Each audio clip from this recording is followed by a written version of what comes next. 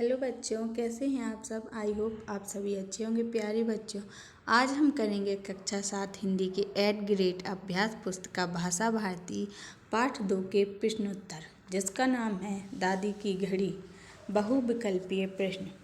प्रश्न क्रमांक 1 है, विभा ने आते ही जोरदार ऐलान किया। वाक्य में रेखांकित शब्दांश है। तो यहाँ देखिए, ही पर रेखा खींची है, तो ही का मतलब है निपात। इसका उत्तर होगा निपात। प्रश्न क्रमांक 2 है, तकिया राम सुबह 4 बजे जगा देना। जगाने की ये तरकीब दीपू को किसने बताई। तो दीपू को ये तरकीब बताई है दादी ने, तो इसका उत्तर होगा दादी ने। प्रश्न क्रमांक 3 है, आंगन पड़ी में खटिया पर जा बैठा चुपचाप। वाक्य को सही पदक्रम में लिखिए। तो इसका उत्तर होगा, आंगन में पड़ी खटिया पर चुपचाप जा बैठा। प्रश्न क्रमांक 4 है, दीपू को किस चीज़ की बड़ी इच्छा थी। तो इसका उत्तर होगा, दीपू को अलार्म घड़ी की बड़ी इच्छा थी। वह सोचता कि हम भी सिरहाने घड़ी रख कर सोएं और उसकी सुरीली आवाज़ के साथ दिन की शुरुआत करें। प्रश्न क्रमांक 5 है, दीपू के दोस्त उससे ईर्ष्या क्यों करते थे।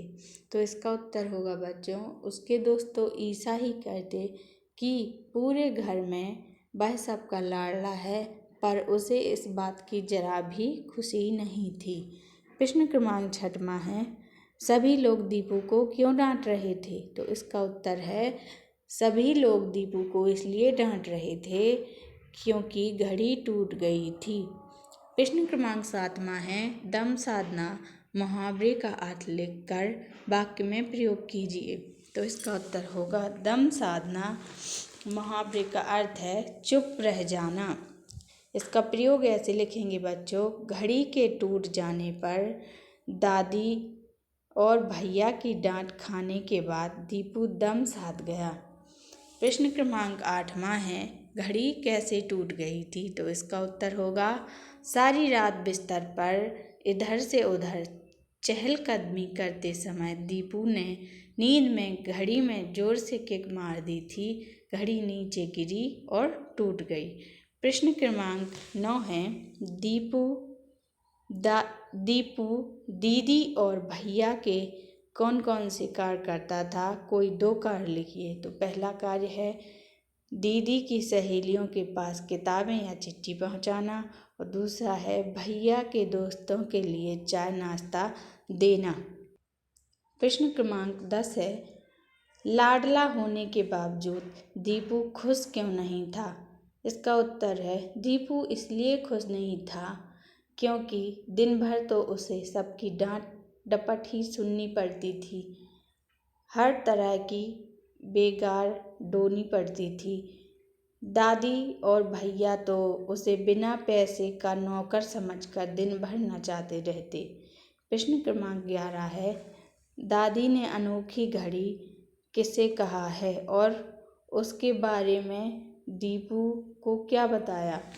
दादी ने अनोखी घड़ी का राज बताते हुए दीपू से कहा, भला तकिया भी कहीं बोलता है। असली अलार्म तो हमारे दिल में होता है।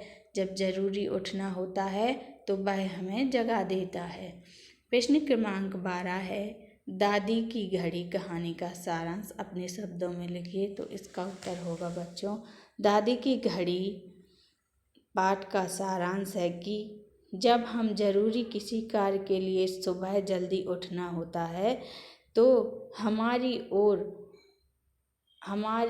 ओर आँख स्वतः ही नियमित समय पर खुल जाती है। हमें किसी अलार्म की ज़रूरत नहीं होती।